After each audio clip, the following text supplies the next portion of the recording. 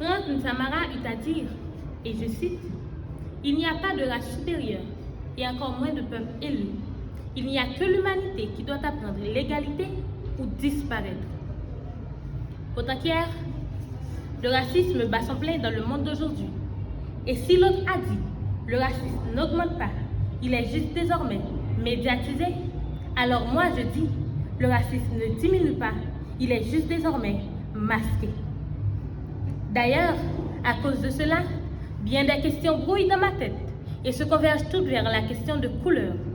Oui, les injustices et prédations raciales actuelles et antérieures réveillent en moi l'esprit de révolte.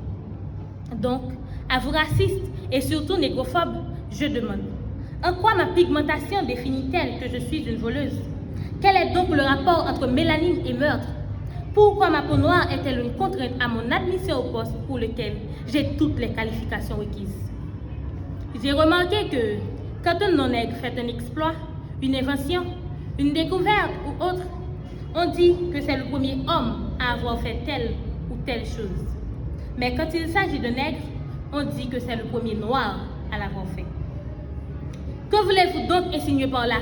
Est-ce étonnant que noir ait cette capacité? Dites-moi, car je trouve aberrant qu'une société composée d'homo sapiens sapiens se comporte de la sorte.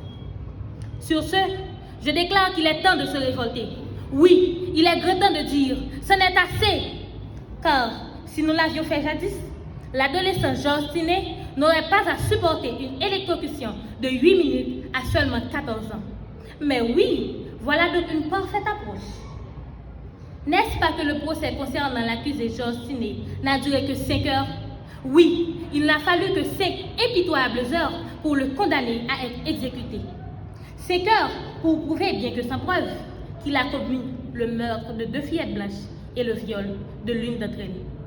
Je dis sans preuve parce qu'ils se sont basés sur de simples rumeurs, les rapports médico-légaux ne prouvant en aucune manière que les fillettes aient été violées. 5 heures pour définir être noir comme être un meurtrier et 8 minutes pour éliminer un futur homme. Pourtant, quand il s'agissait du cas du policier Jason qui avait tiré 16 maudites fois sur l'adolescent noir Lacan McDonald, non seulement le procès a duré 10 jours, mais au lieu d'assassinat, c'est-à-dire meurtre prémédité, il a été reconnu coupable de meurtre tout court, tout comme Tinet. Mais Jason, lui, a seulement été condamné à 81 mois dans un centre pénitentiaire, suivi par 2 ans de liberté sous condition. Et le pire, il n'a été poursuivi en justice qu'après la révélation des images prouvant le fait, contrairement à Tinet.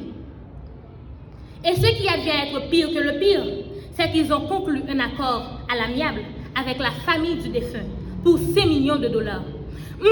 J'ai mal en constatant que la tête d'une future élite, vu qu'il est noir, puisse avoir un prix.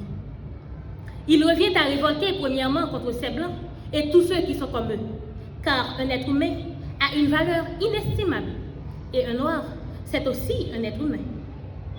Et deuxièmement, contre la famille de Lacan qui a accepté d'être payée pour la vie d'un homme.